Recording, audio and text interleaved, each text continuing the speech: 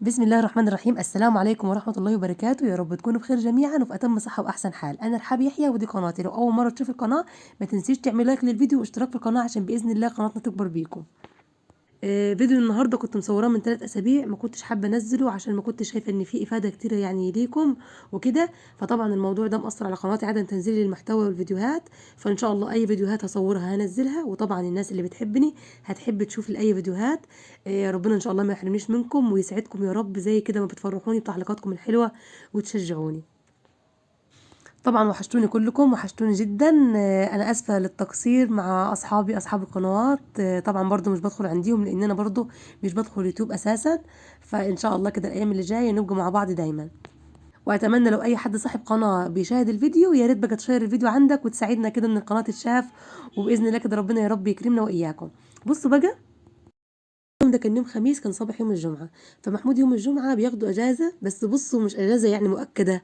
لازم يطلع عيني وليلة ما يأكد لي على آخر لحظة إن هو يعني مش هيطلع في اليوم ده. تمام. بيكون خلاص الواحد يعني اتخنق واتضايق ويكون أصلا مش عامل يعني استعداداته. المهم بقى قعدنا بقى فوق السطوح وقلنا لازم بقى ننزل محتوى حلو لو محمود خد اجازه بكره يوم الجمعه، وفوق السطوح ان شاء الله. فكان الفانوس الصغير ده فانوس، اللي هي مش فانوس، ده لمبه.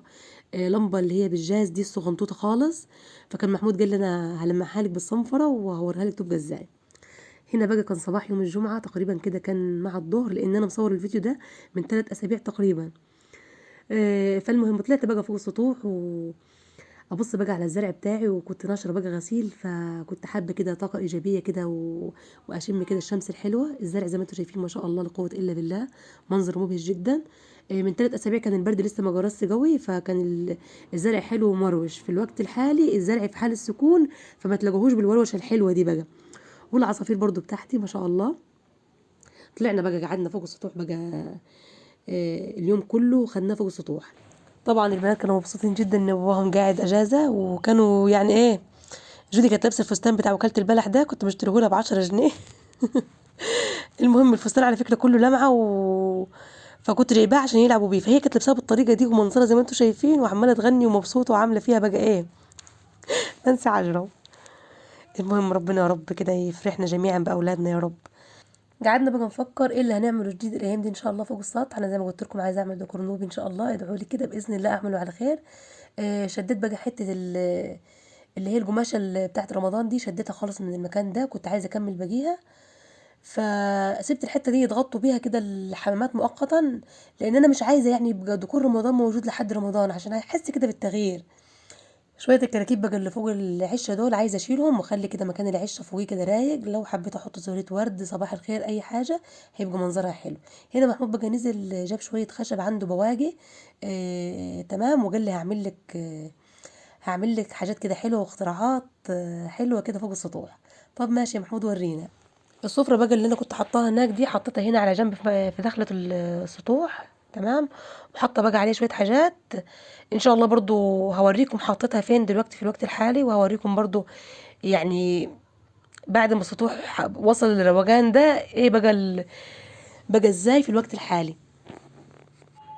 بيقول لي محمود هنا دي حرف الار، الخشبه اللي هو ماسكها.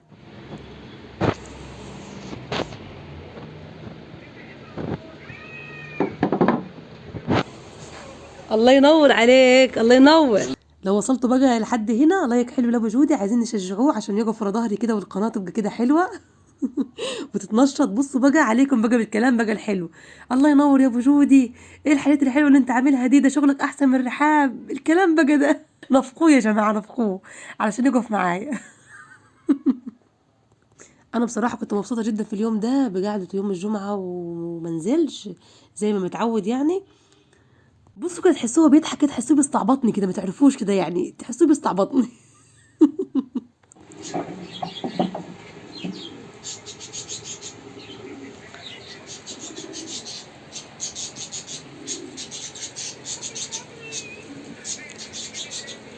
الزوايا بتاعته مش مظبوطه. ايه اللي بقى اللي مش مظبوط فيه؟ الزوايا بتاعته مش مظبوطه، بص تحس المربع من الداخل مش مظبوط. ايه يعني مش مظبوط فيه؟ ايه اللي انت شايفاه مش مظبوط فيه؟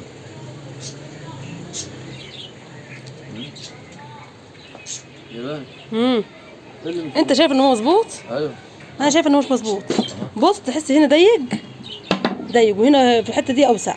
داي امم نغيره دي خالص. هنا حتة مربع كده مساوي.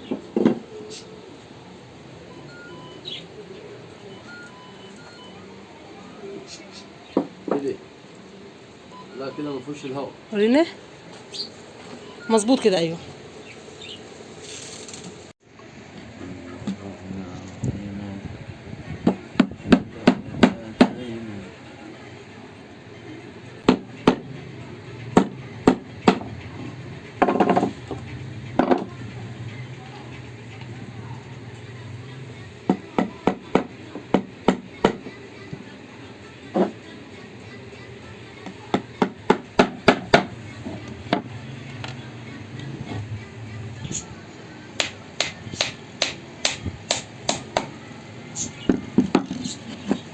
المهم بقى اتفقنا ان احنا نعمل الخشب ده عباره عن شبابيك كده مربعات، ونفكر كده ان شاء الله نعمل لهم ايه تاني ونحطهم فين. لسه الفكره مش جايه كامله في بالي.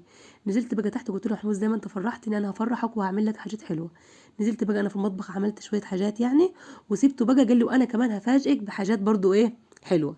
هنشوف بقى محمود هيفاجئني ازاي وعمل بالخشب ايه. طلعت بقى من المطبخ كان الدنيا بقى ضلمت والليل ليل، وطلعت لقيت محمود عامل لي السور ده تمام عشان يحط عليه الزرع. انا ما عجبنيش بصراحه. انتوا ايه رايكم في شكله؟ فقلت له لا يا محمود الخشب احنا عايزين نعمله بيه كله براويز، وانا مش حابه ان يكون في حاجه كده حاجز من المكان ده للمكان ده.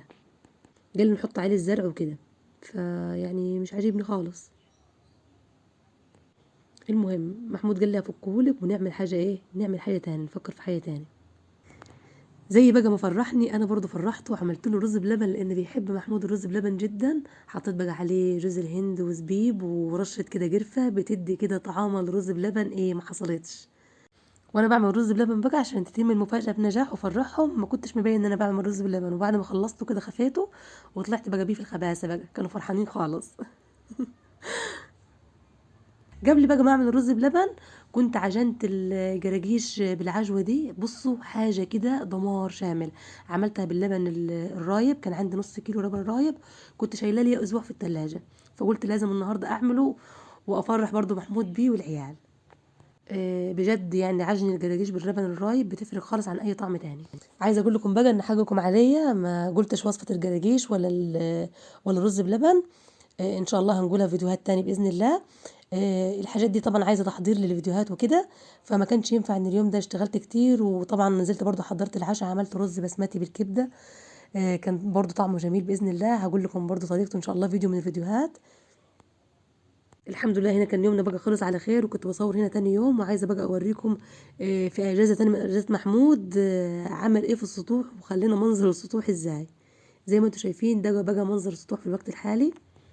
هحاول ان شاء الله النهارده منتج الفيديوهات اللي انا كنت يعني مصوراها في السطوح والكركبه اللي فيها وعملنا ايه فيها ان شاء الله. لو كده ممكن انزل الفيديو ده بكره باذن الله كده. ما تنسوناش كده من صالح دعائكم، ربنا يا رب يكرمنا واياكم بكل خير.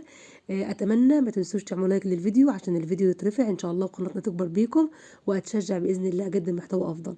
اشوفكم ان شاء الله على خير في الفيديو اللي جاي. استودعكم الله الذي لا تضيع ودائعه. السلام عليكم ورحمه الله وبركاته.